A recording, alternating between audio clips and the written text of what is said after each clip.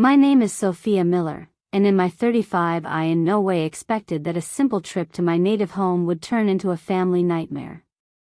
A year ago my mother was gone, and since then my father and I slowly sorted her things, trying to preserve warmth in the house, and not only silence.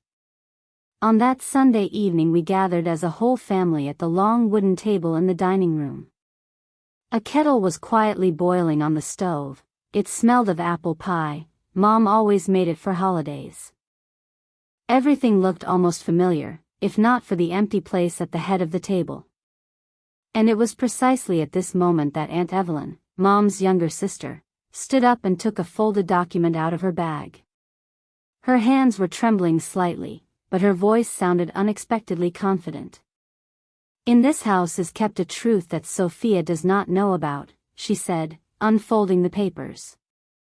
"Your mother had a second will." The words sounded like a blow. Everyone froze. I felt the blood drain from my face. Auntie laid the yellowed sheet on the table.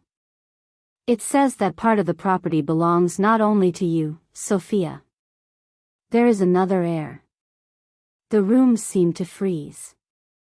Relatives exchanged glances. Someone whispered, "It can't be," and I, sitting at the head of the table, did not know whether to believe it or to consider it a ridiculous staged scene. And it was at this moment that I first understood, it is only just beginning. I took into my hands the document that Aunt Evelyn had so confidently laid out on the table. The paper was old, the edges had yellowed, as if it had lain for decades in some drawer. At the bottom was my mother's signature, or what was supposed to be her signature. I ran my finger over the lines where it spoke of an additional heir. The name was crossed out and was hard to read. I raised my eyes to Evelyn. "Where did you get this?" She held a pause, as if she had been preparing for this minute for years. "I found it among your mother's things when I was helping your father clean the attic. And I decided it was time to reveal the truth." My father frowned. "Sophia, I have never seen this document," he said. "And I don't understand how it could have ended up with Evelyn." The atmosphere at the table changed. Relatives started whispering. Someone muttered that Mom was always a private person, others, that maybe she really did have a secret. I felt a wave of anger rising inside me. My mother was always an honest and direct person. She could hide pain, but not a lie. And I did not believe that she would have left me such a surprise. I placed the paper back on the table. "Something is not right here," I said quietly. And for the first time that evening I noticed, Aunt Evelyn is avoiding my gaze. After dinner, the house quickly emptied. The relatives left, talking among themselves on the way out and casting curious glances at me. Aunt Evelyn also left, saying only, "You will thank me yet for the truth." I closed the door and was left alone with my father. He looked tired, as if he had aged several years in one evening. We sat in the kitchen, and he poured himself a coffee, although it was already after midnight. "You don't believe this document?" I asked. Father shook his head. "I know your mother. If she had another will, I would have known. She would never have hidden it from me." He paused and looked toward the window, where the dark garden was reflected. "But there is something that worries me." I tensed up. "What exactly?" A few months before her death, she often disappeared into the archive of the old municipal building. She said she was looking for some papers related to the house. I didn't pay it any mind then. I thought she just needed a distraction. These words made me wary. "Are you saying that she really could have had a secret?" Father shrugged. "I don't know. But I know something else, the document that Evelyn showed, that is not her style. With your mother, every paper was neat, precise. But there, it all looked like a forgery." I squeezed the mug tightly in my hands. Whatever was hiding behind this will, I was going to find out the truth. I couldn't fall asleep for a long time. My father's words about Mom's trips to the archive wouldn't leave my head. I got up, threw on a sweater, and headed to the attic. This attic had always been a special place for me. The smell of dry wood, old boxes in which past lives were stored. Mom loved to keep everything there, school drawings, postcards, even old bills. I lit a lamp and began to go through the boxes. In one of them, among old albums, lay a thin folder. On the cover, Mother's handwriting, personal. Do not throw away. Inside, neatly folded papers. Old receipts, letters, and an envelope without a signature. My heart began to pound. I opened it, and saw several pages typed on a typewriter. On them was something like a draft of a will. But not the one that my father had, but a completely different one. The text looked strange. Some phrases were repeated, lines were cut off, dates didn't match. But the main thing, an second heir, was indeed mentioned there. I froze, holding the sheets in my hands. This looked like a copy of what Evelyn had shown. But if Mother herself kept the draft, did that mean that there really was a secret in her life? I felt a chill run down my spine. The next morning I went to the municipal building, the very one where, according to my father, my mother often spent time. The old archive was located in the basement, long shelves, folders covered in dust, and a smell of dampness. The archivist, a gray-haired man in glasses, searched for the right boxes for a long time, until he finally rolled out a cart with documents. Your mother came here often, he said, taking folders from the shelf. She usually looked through property cases, old cadastral records. I laid the papers out on the table. Among the yellowed pages, I found a thin folder with the surname Miller. Inside were documents about our house, from as far back as the 50s. But the strangest thing was at the end, several letters, written by hand, without signatures. They spoke of our right to a part of the house and that the truth must be revealed. I reread the lines again and again. I knew my mother's handwriting by heart, and this was her handwriting. But the meaning, it was vague, almost hints. Did someone else have a claim to our house? Or was my mother writing these letters to herself, as if keeping a diary? I put the papers back in the folder, feeling anxiety growing in my chest. One thing was clear, the story that Evelyn had started was much more complicated than a simple forgery. In the evening I went to Aunt Evelyn's. Her house stood on the edge of town, neat, well kept, but with a certain coldness, as if people didn't live in it, but only maintained the appearance of life. She opened the door immediately, as if she had been waiting for me. I knew you would come, she said, and in her voice there was a strange mix of satisfaction and tiredness. We sat in the living room. On the table, there was already a teapot and 2 cups, another confirmation that she had anticipated the visit. Evelyn, I began, trying to keep my voice steady, where did you get this document? The real source. She smirked with the corner of her lips. I already told you. I found it in your mother's things. No, I interrupted. I was at the archive today. I saw her notes. They are completely different. What you showed doesn't match in style or in meaning. Evelyn looked away for a second, then said quietly. Sometimes the truth is inconvenient, Sophia. Your mother hid a lot. And you don't even know half of it. I looked at her, trying to understand. Is this manipulation or does she really know something more? Her eyes shone, not from tears, but from a strange excitement, as if she was enjoying the moment. What other half? I asked, trying to speak calmly, although my heart was pounding. Evelyn leaned back in her armchair and interlocked her fingers. Your mother had a secret. You always thought she lived only for you and your father, but that's not entirely true. In her past, there is a person to whom a part of this story also belongs. Are you hinting at the other heir? I clarified, clutching the cup in my hands. Evelyn slowly nodded. Yes. She wanted this house to pass not only to you. This was her wish, even if it is unpleasant for you. I peered into my aunt's face, and I couldn't shake the feeling that she wasn't telling the whole truth. Her words sounded too smooth, like a pre-prepared monologue. If that's so, I said, name the name. Who is this person? Evelyn fell silent. She looked out the window, where the lights of a street lamp were reflected, and it seemed as if she was fighting with herself.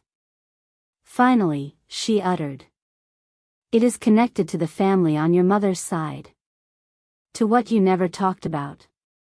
My mouth went dry.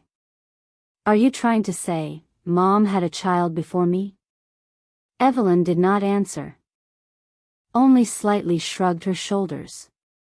At that moment I understood, either she had revealed a terrible truth, or she was simply playing with me, fueling doubts. That night I tossed and turned in bed, listening to my own thoughts. Evelyn's words, spoken in such a level and confident tone, gave me no peace. They didn't sound like a memory or a confession, more like a learned text, rehearsed in advance. The next morning I arrived at her place without warning. The house greeted me with silence, but on the porch, I heard Evelyn's muffled voice. She was talking on the phone, and her tone was completely different, sharp, almost pleading. I understand, but right now I don't have the full amount.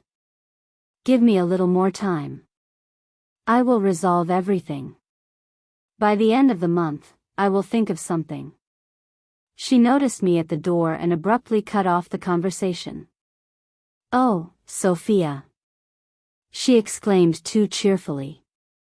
I was just about to make some tea. Her smile looked forced, and I caught how her fingers trembled as she placed the cups on the table. During the conversation, Evelyn unexpectedly started talking about her son. You know, it's not easy for him right now. Always thinking about the future, but with finances, there are constant difficulties. And housing, that's also an issue. I want him to finally feel some stability. She said this as if she was waiting for me to latch on to her words, to ask for more. But I just nodded, watching how she nervously fidgeted with the ring on her finger. At that moment I grasped the main thing. Her story about the other heir is closely intertwined not with my mom's past, but with her own present life. Financial pressure, uncertainty about tomorrow, anxiety for her son. But how all of this was connected to our house, she hadn't said yet. And I understood only one thing: behind her smooth speech lies a desperation that has not yet shown its true face. In the morning, I came down to the kitchen with a notebook in my hands. Father was sitting at the table with a newspaper and a cup of coffee, but, noticing me, he immediately understood that something was wrong. I placed the notebook in front of him, open to the right page. Explain. He looked at the photo for a long time, as if he didn't dare to touch it. Then he slowly ran a hand over his face and sighed. I had hoped you would never find this. So it's true? My voice trembled. Mom had a child? Father was silent for too long. Finally, he said. Before we met, she indeed had her own story. She was very young, fell in love with a person who disappeared from her life. The child was given up for adoption. She never spoke about it openly, even I needed time for her to confess. I sat down, trying to process this in my head. Why didn't you tell me? Because for her it was a wound she didn't want to open again. She believed that the past should remain where it was. I closed the notebook, feeling the world around me sway. So, Aunt Evelyn didn't make this story up after all? But if there was a child, could he really have a claim to our house? The whole day I walked around as if in a fog. My father's words gave me no peace. The child was given up for adoption. This changed everything. If that child grew up, it means somewhere there is a person connected to my mother by blood, and perhaps it was him Evelyn was talking about. I opened my laptop and started searching. Old adoption databases, 20-year-old newspapers, archival ads. Most of the records were closed to public access, but one article caught my attention. It was an old issue of a local newspaper with a photograph of a charity fair. Among the pictures, a young woman, strikingly similar to my mother. In her arms, she has a child, and the caption under the photo read, "Daria Miller with little Hannah." My heart pounded. A name. Hannah. I peered at the grainy photo, as if hoping to bring it to life and hear my mother's voice. The thought that my half-sister lives somewhere was becoming more and more real. But if so, how did this fact end up in Evelyn's hands? And why did she decide to present the wolf right now? Too many questions, and all of them led to one thing: I need to find Hannah. I started calling contacts I could find through my mother's acquaintances. Most were just sympathetic, said the usual words. But one day Mrs. Harris, an old neighbor who had known our family for decades, answered the phone. "Hannah?" she asked again after my cautious phrase. Yes, I remember. Daria didn't show up for a long time then, and then suddenly she arrived with a baby. Everyone was in shock. But soon, no one saw the child anymore. "Do you know what happened to her?" I asked, trying to keep my voice from trembling. "I heard she was adopted by people from another city," she answered. "I think they lived not far from Providence. But I don't know the exact address." This detail seemed to bring the picture to life. Providence. So, the trail led there. In the evening, I returned to my mother's notes again. On one of the sheets, among chaotic jottings, a single word was written, Hannah. And next to it, a date. The very same one that coincided with the year when I was still a child. I looked at these lines and understood, Hannah was real. But what does this mean for me? Is she the heir Evelyn spoke of? And if so, why did my mother never decide to introduce us? I found myself at Evelyn's doorstep again. I called her near her house and immediately entered, without waiting for her usual pause. Auntie was sitting in the living room with a glass of wine, as if she was expecting me. "Come for answers?" she asked calmly, even too calmly. "I want to hear everything," I replied, trying not to show my irritation. She reached for a drawer of the dresser and took out the same folder with the will. She laid the papers on the table, as if they were cards for a game where she considered herself the winner. "Sophia, your mother had a second child," Evelyn said, emphasizing each word. "Her name is Hannah. You can deny it, but the fact is that she also has a right to the house." I was silent. I looked at the documents, at her self-satisfied smile, and felt everything boiling inside me. "You think I won't recognize a forgery?" I said quietly, leaning closer. "There are too many mistakes in these papers." She smirked. "Mistakes don't cancel the substance. Sooner or later the truth will come out." I understood, Evelyn is enjoying stirring up doubts. She was playing on my pain, on my ignorance, on my mother's name. But inside, I had already decided, her game will end. And this time I will be ready. 2 days later, I was sitting on a train to Providence. My mother's notebook and Evelyn's words gave me no peace. I had to check everything myself. The city greeted me with noisy streets and the smell of the sea. I headed to the local archive, where old adoption records were kept. Most of the cases were sealed, but I managed to convince the librarian on duty to show me 20-year-old newspapers. I flipped through the yellowed pages until I came across a note about a charity fair. In the photo, a smiling young couple with a baby in their arms. The caption, Mr. and Mrs. Carter with their recently adopted daughter Hannah. My heart beat faster. The surname Carter meant nothing to me, but the name was the one. To be sure, I went to the neighboring school. The secretary, a woman of about 50, remembered Hannah Carter. She studied with us, a sweet girl, she said. I think she later went to study in New York. I haven't heard about her for a long time. I wrote everything down in my notebook. So, Hannah exists. This is no longer a doubt, but a fact. But why did Evelyn suddenly decide to use her name now? And where did she get the forged document? The more I learned, the more I understood. This involves not only my mother's past, but also Evelyn's own calculated plan. Returning home, I immediately called our family lawyer, Mr. Harrison. He had worked with my parents' documents for many years and knew their style and habits.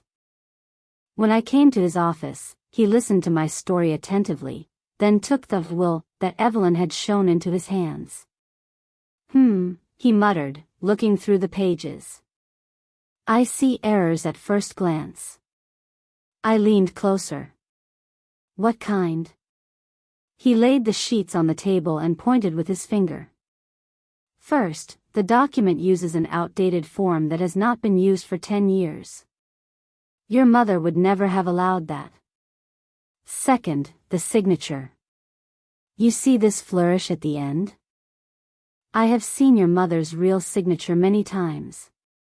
Here it is clearly copied and drawn on. And finally, there is not a single witness, no notary seal. For a will, this is unacceptable. I listened and felt a mixture of relief and anger flare up inside me. Relief, because my guesses were confirmed. Anger, because Evelyn dared to use my mother's name for such a cheap deception. Mr. Harrison looked up. If necessary, I am ready to officially confirm the forgery. But it's up to you to decide, whether to go to court or to sort it out differently. I nodded. Thank you. Officially it's not needed yet. But I think it's time to show Evelyn that the game is over. For the first time in all this time, I felt that now it was I who controlled the situation. I could no longer let Evelyn play her games behind my back. In the evening, I called my father. Invite everyone to our place on Saturday. I need the family to hear everything at once. He wanted to ask why, but from my voice, he understood, there would be no more talk.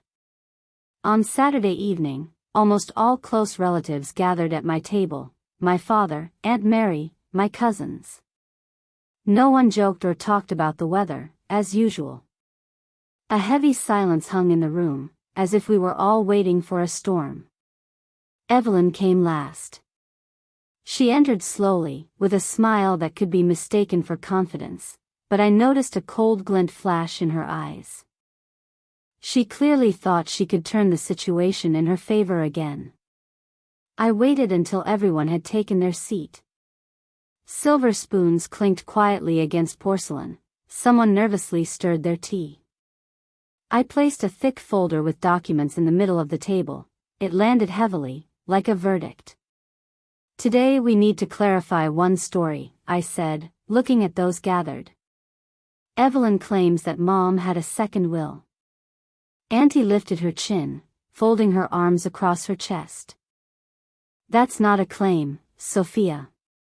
It's a fact, she pronounced in a tone as if trying to give herself weight in front of everyone. I slowly opened the folder and turned the papers towards the light. Then explain why the lawyer who worked with Mom for many years, saw her signature dozens of times, and is ready to swear in court, called this document a forgery? A paleness appeared on Evelyn's face, but she quickly put on a mask. Lawyers also make mistakes, she said too hastily. I slid Harrison's conclusion towards her, where the mistakes were indicated in black and white, an outdated form, incorrectly formatted lines, an unnatural flourish in the signature. No, Evelyn. This time it's not the lawyer who is mistaken. This time it is you who is mistaken. A wave of whispers rolled across the table. Relatives leaned towards each other, someone froze with a raised glass, someone exhaled heavily. Father looked at his sister with a long, intense gaze. There was more pain in it than anger, as if for the first time he truly saw what she had become. Evelyn clenched her fingers so tightly that her knuckles turned white, her lips compressed into a thin line. I knew, this was only the first blow. The real confrontation was waiting ahead. The room buzzed with anxious whispers. Evelyn sat motionless, as if hoping everything would resolve itself. But I was not going to stop. I took my mother's notebook out of the folder and placed it next to the will. These are my mom's real notes. Here is her handwriting, her words. She really does mention Hannah. But there is not a word here about the house, nor about some second will. I turned the page where my mother wrote that the child was given up for adoption. Yes, Mom had a difficult choice in her youth. But she never hid it from my father. And she certainly didn't draw up any new documents. Then I unfolded the copy from the archive. Here is the official record of the child's transfer to the Carter family in Providence. This is the real story. And if Hannah ever wants to find us, I will accept her. But to use this name to forge documents, that is a crime. I turned to Evelyn and said slowly, emphasizing each word. I have already spoken with a lawyer. And if you continue to deny the obvious, we will go to court. And there I will have every reason to prove forgery. Evelyn turned pale, her lips trembled. She tried to hold it together, but suddenly seemed to run out of steam. Yes, her voice broke. I knew about Hannah. Only that. And I decided to turn it into a chance. I have a son, Sophia. You know how hard it is now. Financial problems, constant uncertainty. I wanted him to have a future. I thought if I forged the papers in Hannah's name, it would pass. That the news of her existence would be a shock to you, and you wouldn't dig so deep. Silence fell in the room. I looked at her, and anger and cold disgust fought within me. You knew a piece of the truth and turned it into a weapon, I said finally. You forged a will to convince everyone that you had a right to a part of what never belonged to you. Father clenched his fists, his face turned white. The relatives exchanged glances, and on their faces, there were no more doubts. Evelyn opened her mouth, as if about to object, but the words got stuck. This was the moment of truth. I showed everyone her lie. And now she could no longer hide. The silence hung so heavy that you could hear the clock ticking on the wall. Everyone was waiting for what Evelyn would say. She sat hunched over, her hands clasped so tightly that her knuckles turned white. And suddenly her shoulders began to shake. I didn't want to, escaped her lips. I just didn't know what else to do. She raised her head, and real tears, not theatrical but bitter, rolled down her face. I am drowning in debt. The banks call every day. I can't even pay for the apartment, we risk losing our home. And my son looks at me and waits for me to solve all his problems. I wanted him to have a chance. Any kind of chance. In her voice was desperation, and perhaps for the first time in all these months, she was telling the truth. But this truth did not justify what she had done. Father sat grim, his fists clenched on his knees. You could have come and told us. Asked for help. But instead, you chose a lie. You tried to build your future on your sister's memory. Aunt Mary shook her head. You knew it would hit Sophia the hardest. That's precisely why you did it. You didn't just want money. You wanted her to suffer. Evelyn sobbed, but did not object. I looked at her and felt a strange calm. The pain of her betrayal hadn't gone away, but now I had an undeniable advantage. Everyone saw her as I knew her myself. Without masks. Without beautiful words. From this day on, I said firmly, you will no longer interfere in my life and in my mother's memory. You have your own path, your own mistakes, and your own consequences. I will not let you drag me into this swamp again. The relatives were silent, but their gazes were full of agreement. Evelyn was left alone at the same table where just recently she had tried to dictate her rules. And for the first time, she understood, her game was over. I stood by the window and looked at the garden. The ground was still damp after the recent rain, but tulips were already pushing through it, bright, stubborn, as if a reminder, no winter lasts forever. Evelyn tried to use my grief, to turn the memory of my mom into a tool for her own benefit. But now her game was over. All the masks were torn off, all her moves turned against her. In this story, I didn't just protect the legacy and name of my mother. I got back what had been taken from me, confidence, peace, and the right to live without someone else's lie. I didn't feel anger. Only clarity. Real revenge is not a scream and not destruction. Real revenge is the silence in which you know, the enemy no longer has power over you. I took a deep breath of the spring air. The story was over. Justice was done. And now I could move on. After that evening, everything changed. Evelyn still tried to call, short messages, rare attempts to explain herself. But I didn't answer. I understood, there are lines that, once crossed, you can't go back. We never saw each other again. She remained in her life, full of the consequences of her own decisions, and I, in mine, where there was finally a place for silence and honesty. I no longer allowed her to use my trust, my family, and the memory of my mom. For me, this was the only form of true protection and true revenge. One evening I was standing by the window and looking at the garden. Among the green, tulips were blooming, stubborn, resilient, as if a symbol that even after the longest winter, spring comes. I didn't feel anger. Only clarity and calm. Evelyn had lost power over me, and that was more important than any proof. The story was over. Justice was done. And I knew, from now on I would walk on my own. Sometimes revenge is not a scream and not punishment. Real revenge is the silence in which the traitor is left alone, and you walk on, free.